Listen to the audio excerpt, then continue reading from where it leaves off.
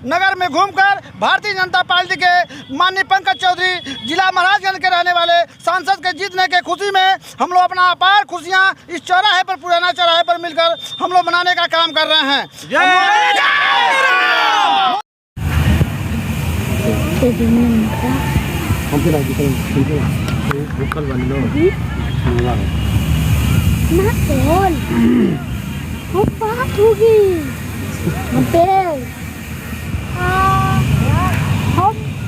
मेरे भाई जीत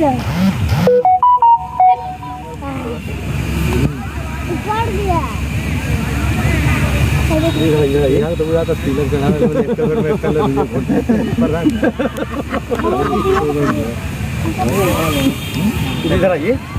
आती बार चुना गया है, इसको लेकर किस तरह की खुशी है आपके अंदर? नहीं, खुशी हम सब में है, सभी कार्यकर्ताओं में खुशी की लहर है। और जो हमारी सरकार ने कार्य किया था या मंत्री द्वारा जो कार्य कराए गए थे, ये सब मतलब विजय की ओर संकेत कर रहे थे हम लोगों के। लेकिन ये है कि हम लोग थोड़े से अब नर्वस इसलिए हो गए हैं कि जो उम्मीद थी हम लोगों को, जीत का जो अंतर है कम है। हम लोग को ऐसी उम्मीद नहीं थी, हम लोग को ये था कि हम लोग बड़े लीड से जीतेंगे, बस यही है।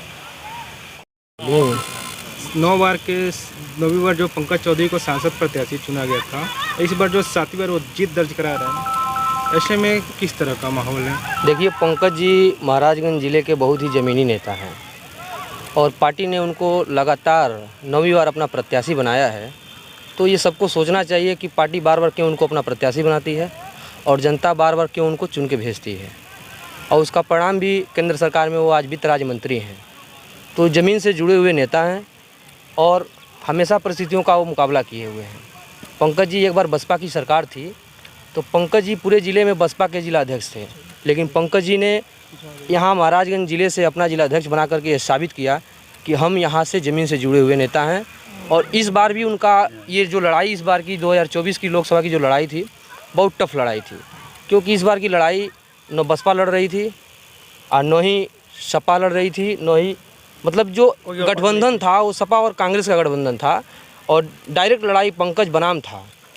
तो जो जितने भी वोटर्स थे सब एकजुट थे। इस बार की जो जीत है वो यहाँ के भाजपा के कार्यकर्ताओं की जीत है, और पंकज जी जो ज़मीन से जुड़े हुए नेता हैं उसका ये परिणाम है। और पंकज जी को हर वर्ग के लोग वोट देते हैं।